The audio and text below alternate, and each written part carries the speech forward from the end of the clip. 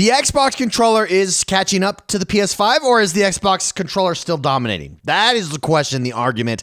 I think the Xbox controller has been the best controller in the gaming space since the Xbox 360 days. However, with the PS5 controller, at the very least, it's tied. For a lot of people, they would say the PS5 is slightly ahead. For some people like myself, it does come down to preferentials. The PS5 controller does a lot. The one thing that I think they're missing out on is the off-centered joysticks. Like, I don't like the joysticks both down at the same level. PS5 still has that. Having said that, this is the best PlayStation 5 controller ever. One thing that it has is the adaptive triggers, which Xbox does not have. Now, we did get a leak about 6 months ago, 7 months ago, where we saw a presentation in some slides of a new controller that's coming for the Xbox. We saw some of the things that were coming with that controller. Adaptive triggers were not a part of that. Do you need adaptive triggers? Is that going to be the game changer for controllers, all things being equal? If you've used the PlayStation 5 controller in single-player experiences, it does add a level of immersion there that does not exist otherwise. That's just a fact and a reality. We did get a leak. Microsoft Xbox filed a patent this week, actually, and it looks like it's the Sybil controller. Let's go through it. Let's find out what's in there. Let's see if Xbox is going to match the PlayStation 5 controller here, and where they match them. What do they leave out? Do they leave out adaptive triggers? Do they not leave out adaptive triggers? Before we jump into it, though, don't forget to hit that like button and subscribe to this channel. My name is X1 the Gamer. We drop videos like this all the time. Share us with your friends. Like, subscribe right now before you do anything else. Also, leave a comment below. I want to know, before we jump into this, before we find out if the patent has adaptive triggers, do you need that in a controller? Can the Xbox maintain its dominance as the premier controller without adaptive triggers, or is PlayStation going to take the crown, retain the crown if they don't? Let me know in the comments right now before you watch it. Okay, let's jump into this. So Xbox, this is over at windowscentral.com. Xbox's new Sybil controller breaks cover in this new patent, and we now know what the weird grippy trousers are for. Sybil's the code name for the controller. And the trousers, what is he talking about? It's these grips down here, these black grips you can see on the image. It just looks off. It's like, what are these for? Why are they down there? There was comments at the time about it, and now we know. It looks like they house some things that are in the patent. Let's jump into it. A patent filed this month in the United States is unmistakably Sybil, owing to the configuration of the plastic housing. In the Sybil leaks above, one aspect of the controller that always seemed a little odd was the grips, which look a bit like the controller is wearing pants. In the pants below, it seems that it's by design for a couple reasons. Microsoft wants to retain the ergonomic feel of the existing range of high-definition impulses. The patent describes how the new motors are spread throughout the device and should actuate consistently, irrespective of how the player moves the housing of the controller.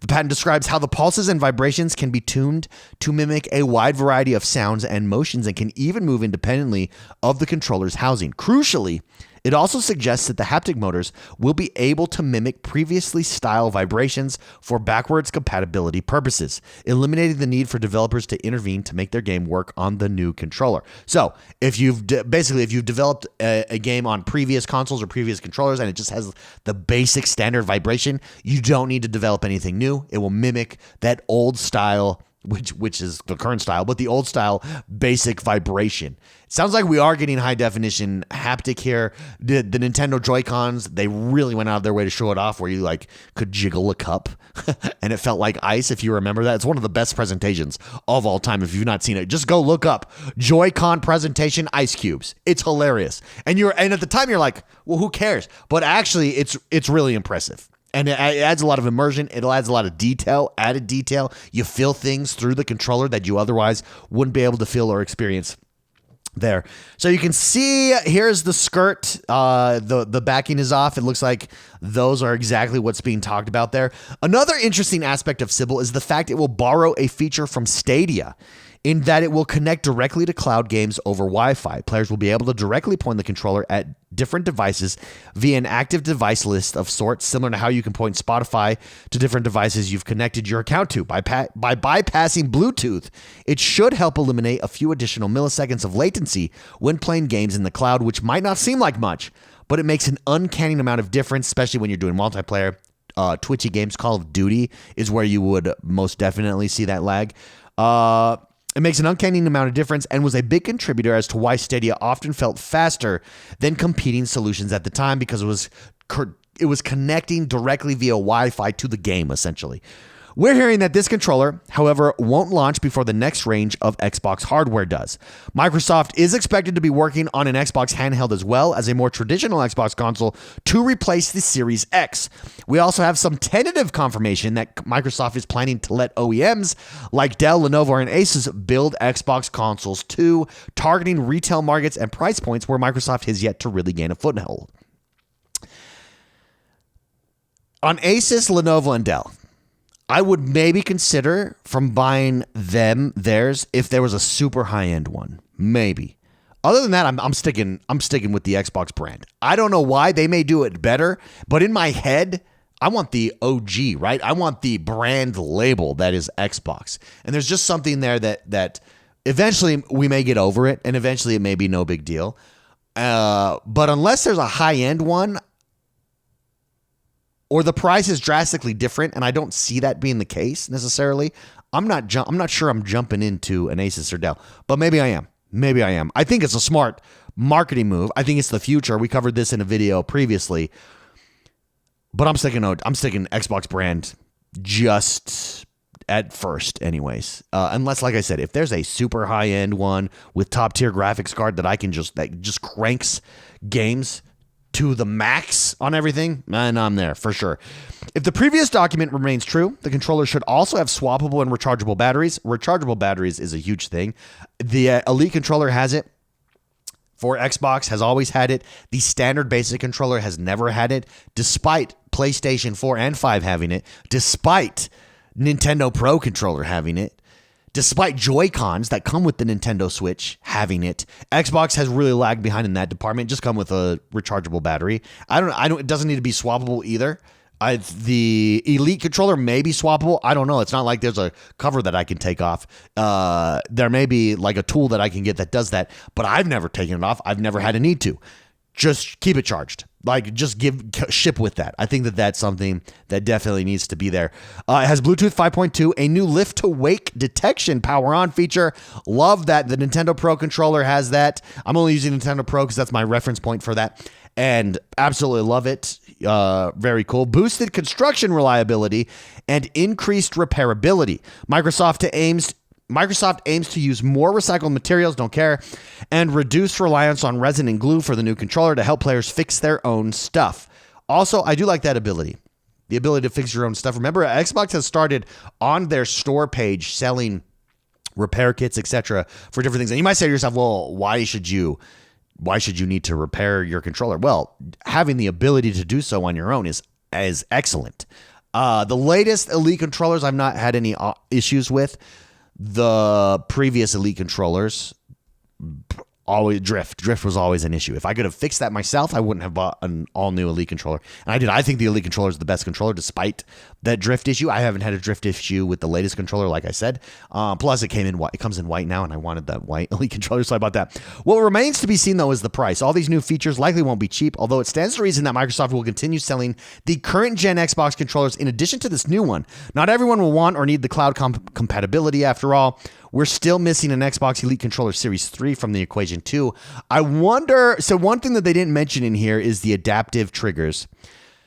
I wonder if they're reserving adaptive triggers for the Elite Controller 3. That will be very interesting. It is something that does set the PlayStation 5 controller apart. I thought, now that controller ships standard with the PS5. I thought for sure the next gen console would ship with a controller with adaptive triggers. It just makes sense to me. The adaptive triggers, you may think to yourself if you've never experienced them, like I did, like, oh, that's pretty gimmicky. I'm not sure that you're going to utilize it. And industry research may show that developers don't actually utilize them. There's only a few games that utilize them. But in those few games, it is cool. It's a cool, immersive thing to experience. I would never, ever use it in a multiplayer game. I think it puts you at a disadvantage in multiplayer games because it adds extra friction to your... The adaptive controller, for those of you that don't know, is like if you're pulling a bow string in a game, as you pull it further back, like that bow becomes tighter and it's harder to pull. How the trigger works is as you do that, you feel that resistance in the trigger. And so you can see, or like if you're shooting a gun, you feel the like vibration as you're shooting the gun, as you pull that trigger. There's resistance there, there's vibrations, etc. So I thought that they would include it, but industry research, I don't know what those numbers are, may show that developers aren't utilizing it. So why include it in that? It does, like I said, it does set the PS5 controller apart. The question is, with these abilities, does this set up the Xbox controller to retake the crown? Maybe you feel it's never lost the crown. A lot of people think it does. I would say the PS5 base controller does. The Elite controller is still better than the PS5 base controller. Obviously, that's what you pay for. It better be at that price. But the PS5 controller versus the standard Xbox controller, I prefer the Xbox controller, but I can fully admit that I think that the PS5 controller has finally is setting a new bar. For sure. So it'll be interesting to see if Xbox does that. I'd be curious what you guys think. I do think coming with more cloud capability, cloud is the future. It just is. Cloud is going to be a big part, I think, of the next generation of consoles. The cloud is going to be a big part of how we game in the future. So starting to have your controllers incorporate that feature that Stadia had that reduces lag as you play in the cloud, absolutely huge. I like that. Love the high HD haptics. It looks like they double as speakers now this time around as well. That's something that's going to be new in an Xbox controller as well. I do like the new form factor here. It is a little bit longer. That is something. Here we go. I'm going to compare it to the PlayStation 5 controller again. That is something that the PlayStation 5 controller has. It does feel good in your hands. It's slightly longer there, so it sits better. I think looks like Xbox is adapting that as well.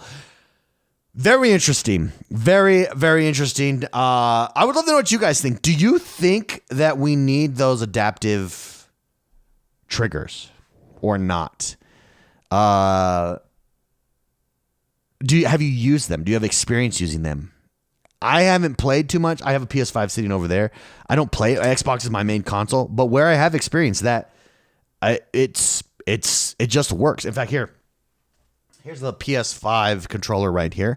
And you can see how it's a little bit longer compared to, and that fits, this length on the sides here fits your hands better. This is the first time that the PlayStation 5 controller or a PlayStation controller has done that.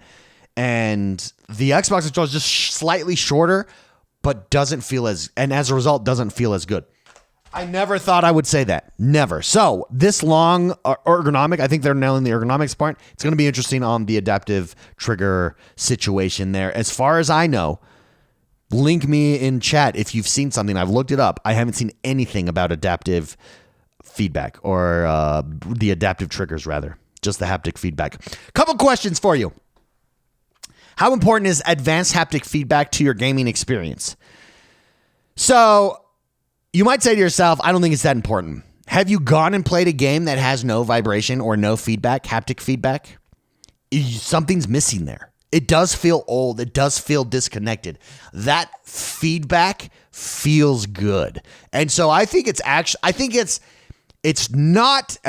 not like, oh, that's it. It's not going to be there for me if it's not there.